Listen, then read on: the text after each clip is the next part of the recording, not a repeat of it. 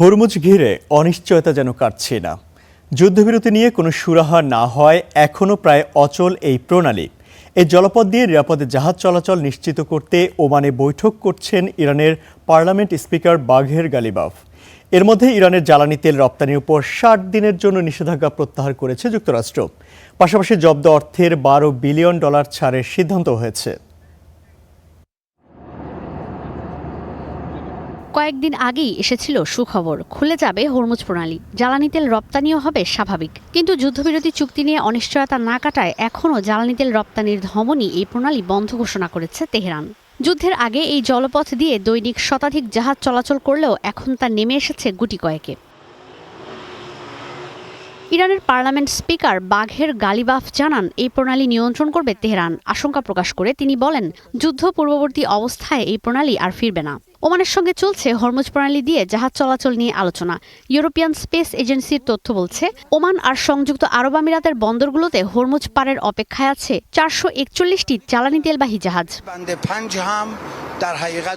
আমরা হরমুজ নিয়ে আলোচনা করছি। ৩০ দিনের মধ্যে আর্টিকেল ৫-এর অধীনে সব পক্ষই, বিশেষ করে ওমান, হরমুজ প্রণালী দিয়ে নির্বিঘ্নে জাহাজ চলাচলে সহায়তা করবে। এর মধ্য দিয়ে হরমুজ প্রণালী দিয়ে জাহাজ চলাচল স্বাভাবিক হবে, দেশের অর্থনীতিও উন্নত হবে, বিশ্ব অর্থনীতিও এগিয়ে যাবে।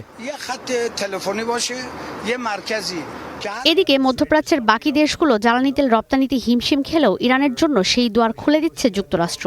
দেশটির জ্বালানি তেল রপ্তানিতে বিধিনিষেধ আরও ২ মাসের জন্য শিথিল করেছে ওয়াশিংটন। আগামী ২১ আগস্ট পর্যন্ত নির্বিঘ্নে জ্বালানি তেল উত্তোলন, বিক্রি ও সরবরাহ করতে পারবে তেহরান। তবে অর্থমন্ত্রী স্কট বেসেন্ট বলেছেন, এজন্য ইরানকে নিশ্চিত করতে হবে হরমুজ প্রণালী দিয়ে নির্বিঘ্নে জাহাজ চলাচল। অন্যদিকে ইরানের জব্দ অর্থের মধ্যে $১২ বিলিয়ন ছাড় হচ্ছে বলে জানিয়েছেন বাঘের গালিবাফ। বলেন, ২ দফায় $৬ বিলিয়ন করে ছাড় করা হবে এই অর্থ।